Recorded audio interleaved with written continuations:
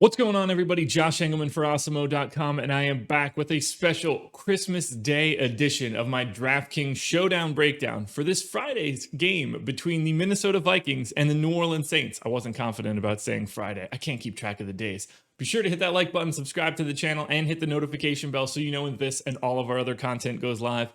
Follow me on Twitter at Josh Engleman, where you will normally get sim result updates as we get closer to lock. That's not going to happen today. It's Christmas. I'm not coming back after this one. Watch the video. Thank you guys. I appreciate it. Finally, let me know in the comment section, who do you guys like at captain and at utility for today's game? The high level stuff first and foremost. 144.8. That is the average fantasy points in the optimal winning lineup. 49,200 is the median salary used. 2.4 Vikings, 3.6 Saints make up the optimal lineup.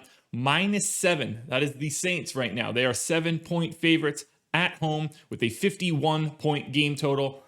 Now, I think it's time to dive in to the captains. Changing up the visual for this Christmas Day edition, these are my top 10 captains. Marcus Callaway, Saints D, Will Lutz, Emmanuel Sanders, Kirk Cousins, and then we get to my number 5, Adam Thielen, showing up in the optimal in the captain spot 8.4% of the time. It's 8,600.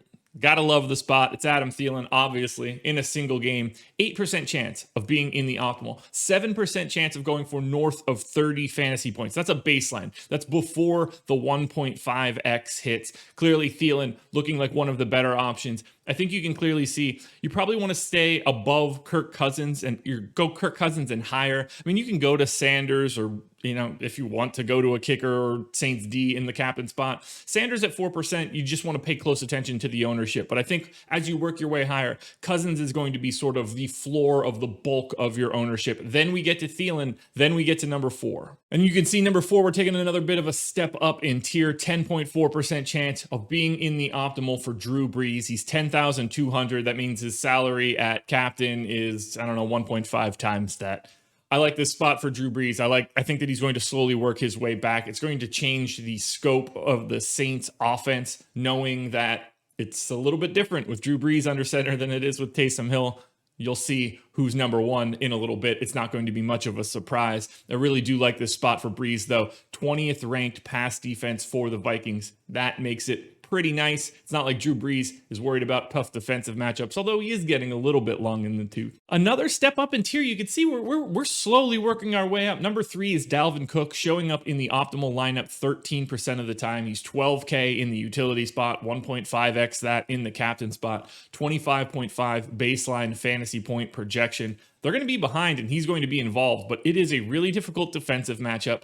And I'm not a huge fan of the Vikings just in general, but the ceiling on Dalvin Cook goes for north of 30 fantasy points as a baseline 19% of the time. You can't avoid this dude. He's going to be in my top 10 overall, which I'll round up at the end, but he is my number 3 captain option. I'm assuming he picks up more ownership than this, and I kind of want to be a little bit lighter.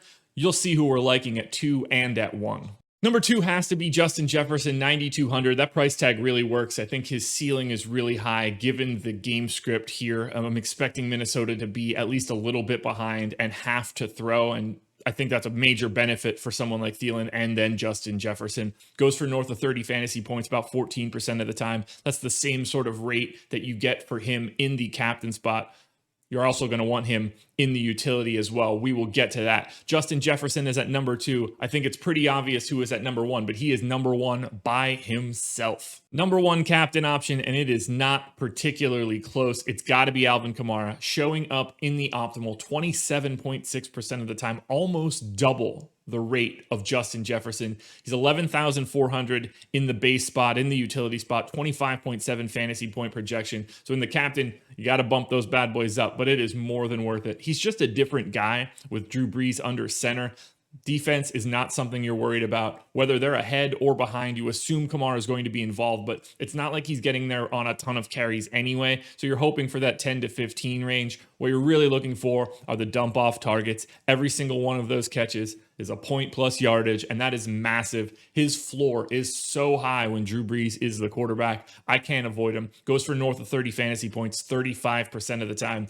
Kamara is the best captain option on the slate. Now, I don't have a ton to add about the utility spot on an individual basis. What you can see on the screen is my top 10 utility plays, but we have to start at the top with Marcus Callaway. He's $200, the flat minimum. I have him projected for 9.7 fantasy points. That can be a significantly lower number, and it wouldn't really matter all that much. He is going to be essential in your lineup construction. You're probably going to want him in like 2/3 of your lineups. You don't really need him in the captain spot, but his salary is going to save everything, and it's not going to take much from him during this game to be essential. He doesn't even need to score. If he goes for like 5 catches for 40 yards, you're probably going to need him in the optimal lineup because he's going to open up everything else. Look, as you can see, he only goes for north of 30 fantasy points 0.4% of the time. It's the chances that he goes for like north of 7 where he becomes 100% lockdown needs to be in the lineup. Callaway, just simply a price play. You got to go there. He's more frequently in the optimal than any other player on the slate, including Alvin Kamara. Don't overthink it. For right now, Callaway is the guy you need to have in the utility spot. You can see rounding out the rest of that top 10, Kamara, Brees, Cousins, Cook, Jefferson, Thielen. You guys know the drill here. I do like Will Lutz a little bit if we need to touch on somebody that's kind of different, but Callaway is the guy at the top of the heap. So what we have on the screen right now are my top 10 plays for Christmas Day on DraftKings. So hit that like button, subscribe, Twitter, you guys know the drill. Kamara at the top, 79% of the time he is in the optimal lineup. Callaway coming in second at 64%, so you can see a pretty big drop off. You're going to need Kamara more than anything. 8 out of 10 times he's in the optimal. If you're playing a 5 max, you're probably looking at wanting him in 4 of those 5 lineups. Dalvin Cook at 55%, Drew Brees at 55%, Justin Jefferson and Kirk Cousins both just at 50% or higher.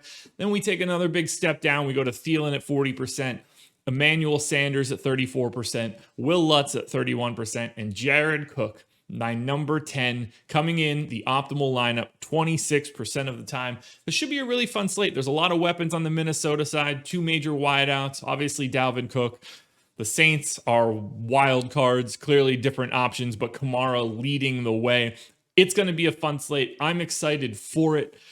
I hope you guys are too. Good luck today. Happy holidays. I'm not going to be back with the Twitter sim updates, but I will be back tomorrow for the 3-gamer. So you'll get another showdown. Well, not a showdown video. You'll get a full slate breakdown for Saturday's games. I'm excited for that as well. Sports are everywhere right now. It's the best. We missed it during the summer. I'm happy that it's back.